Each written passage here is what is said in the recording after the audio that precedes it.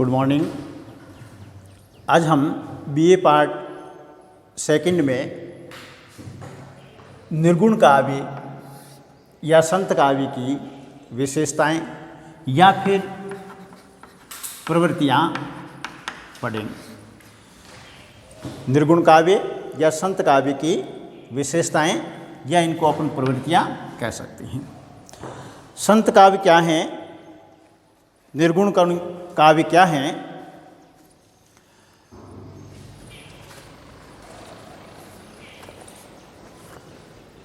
संत काव्य ने कागज लेखी पर विश्वास न करके एक तो आँखन देखी की नींव रखी। इसमें निगम आगम पुराण आदि का इतना महत्व नहीं है जितना कि अनुभव ज्ञान का है। बौद्ध धर्म से लेकर नाथ संप्रदाय तक इस प्रक्रिया में जो जीवन तत्व उभरे उन सब का समावेश संत काव्य में हुआ है। अवधूत भावना, बौद्ध धर्म का शून्यवाद, नाथ संप्रदाय की योग और अवधूत भावना तथा वज्रयानी सिद्धों की संध्या भाषा की उलटवासियों तक का संत काव्य में समाहार किया गया है। विट्ठल की भक्ति के 3 उपकरण माने जा सकते हैं। भक्ति का प्रेम तत्व, नाथ संप्रदाय का चिंतन और मुसलमानी प्रभाव से मूर्ति पूजा का वर्णित वातावरण। ये सभी बातें संत संप्रदाय में भी देखी जा सकती हैं। संत संप्रदाय ने या निर्गुण संप्रदाय ने नाम स्मरण को अत्यंत ही महत्ता दी और विशेषतः राम नाम पर बल दिया। श्रद्धा और प्रेम का संयोग भक्ति है अथवा स्नेह पूर्वक ध्यान भक्ति है। ज्ञान मार्ग और भक्ति मार्ग परस्पर विरोधी न होकर अभिन्न संबंध बताया है तथा वे साधना के 2 पक्ष हैं। वस्तुतः सगुण भक्ति और निर्गुण भक्ति एक दूसरे की पूरक बताई गई हैं।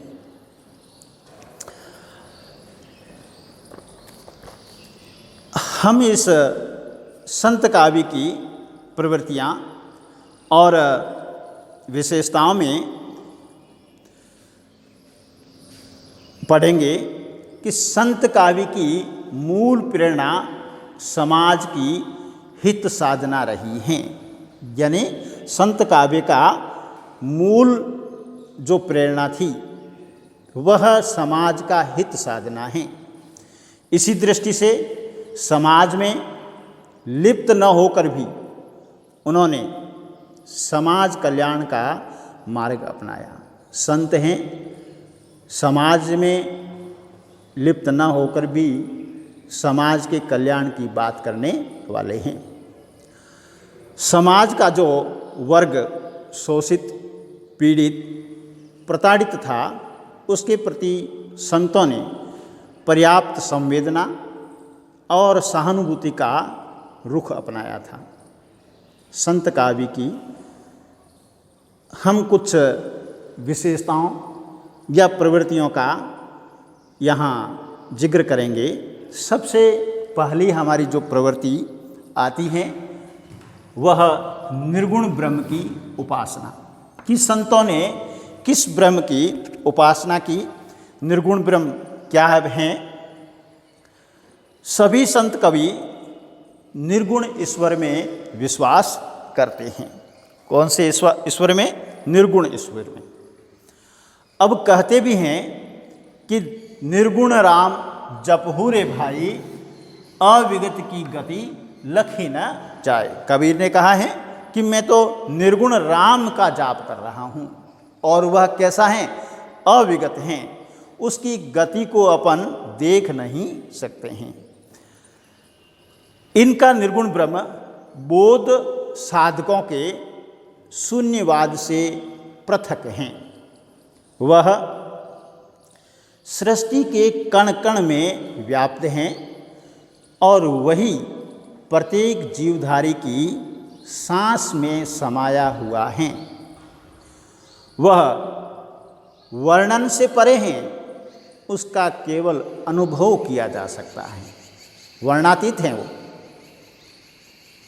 इसी कारण कबीर ने स्पष्ट कहा है, क्या कहा है, पार ब्रह्म के तेज को कैसो है उन्मान, कहिबे को शोभा नहीं देखा ही परवान।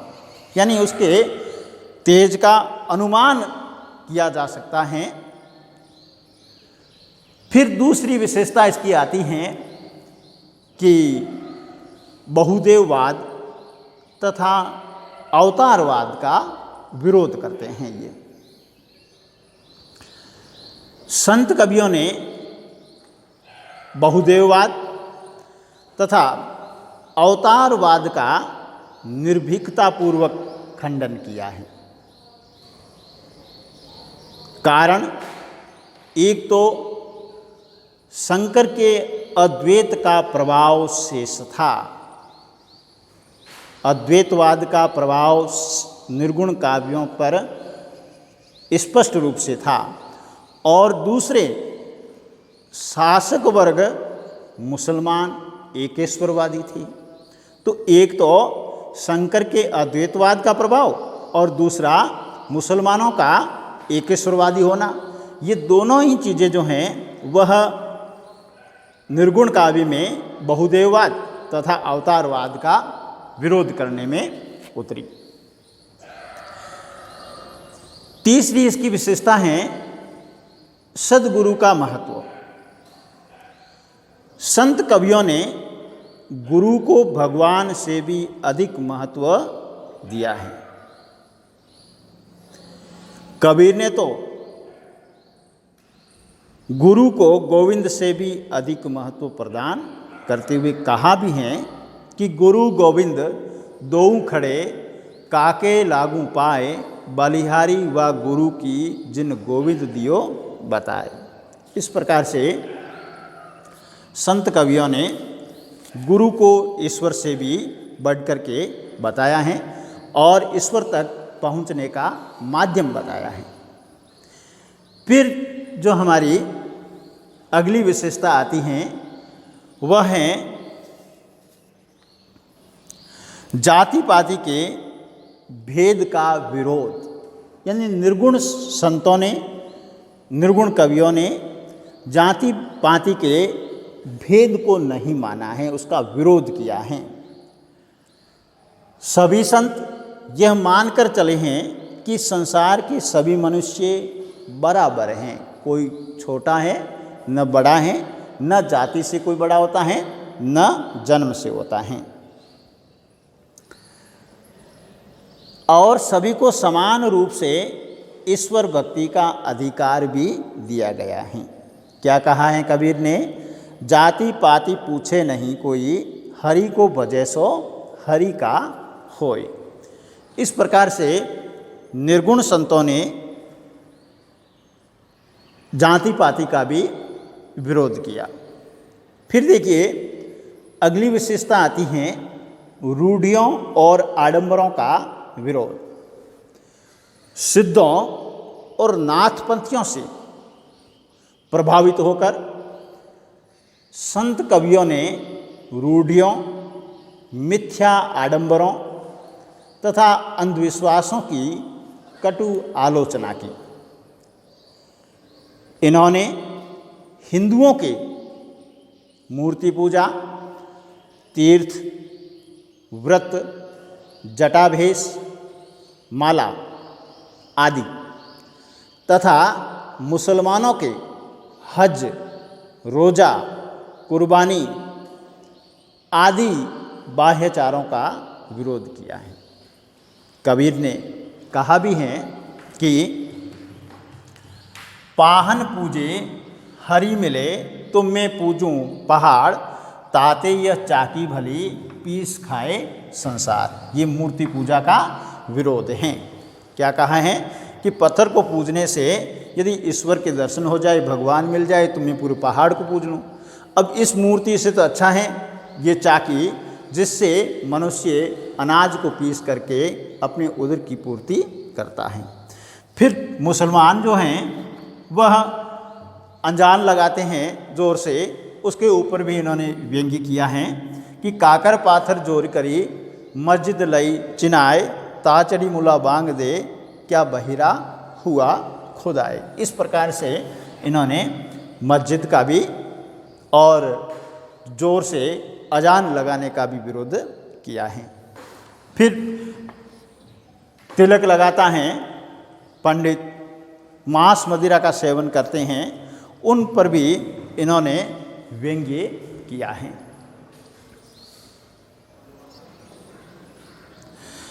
अगली विशेषता है हमारी इसमें रहस्यवाद। रहस्यवाद क्या होता है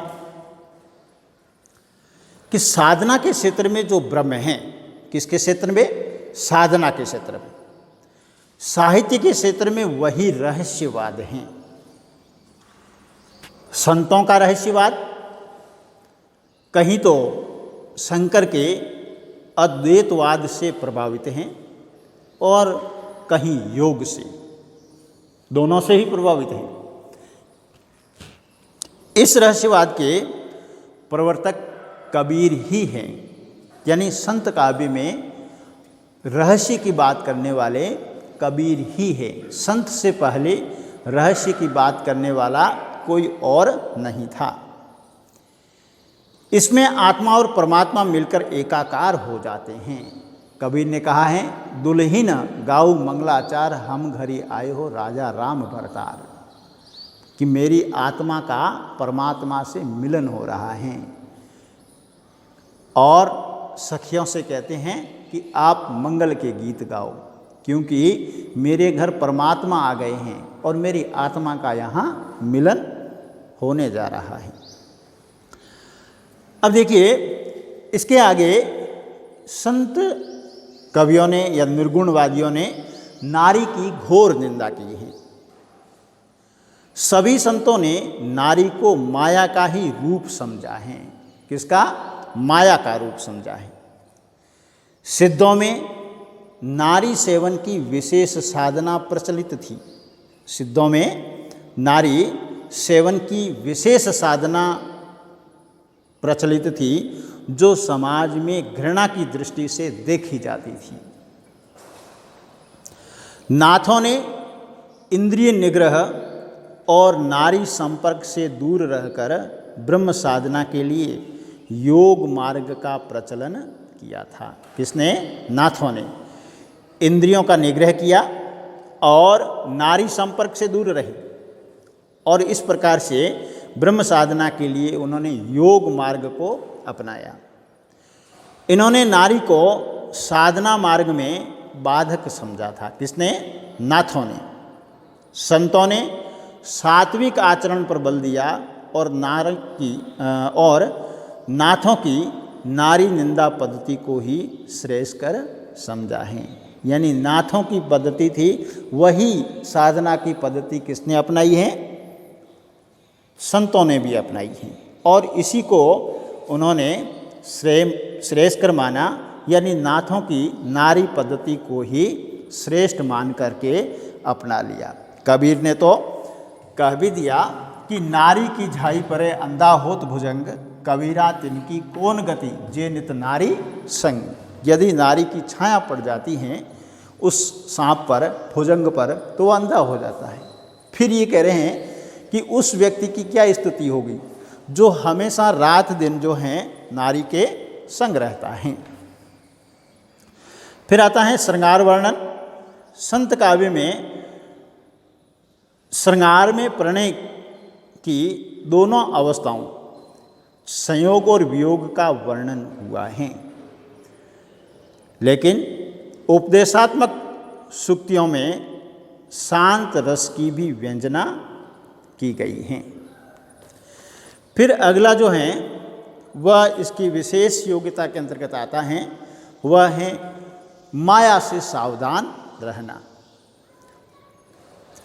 माया से सावधान रहने का उपदेश सभी कवियों ने दिया है, क्योंकि कबीर ने कहा है कि रमैया की दुल्हन ने सब बाजार को लूट लिया है और ब्रह्मा विष्णु महेश भी उसी के वशीभूत हो गए हैं, यानी ब्रह्मा विष्णु महेश भी माया के वशीभूत हो गए हैं।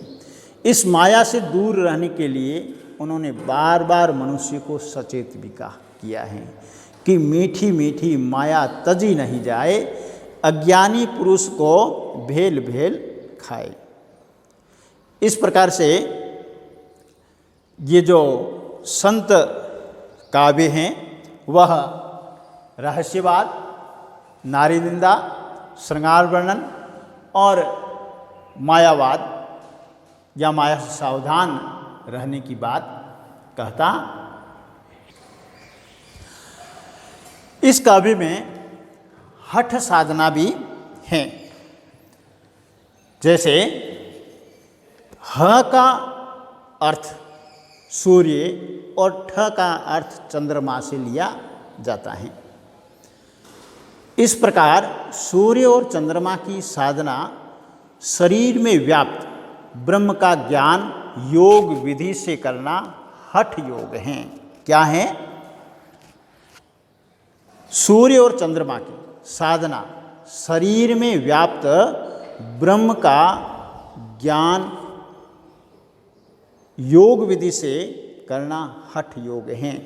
यहाँ मैंने ह का अर्थ सूर्य और ठ का अर्थ चंद्रमा से लगाया है।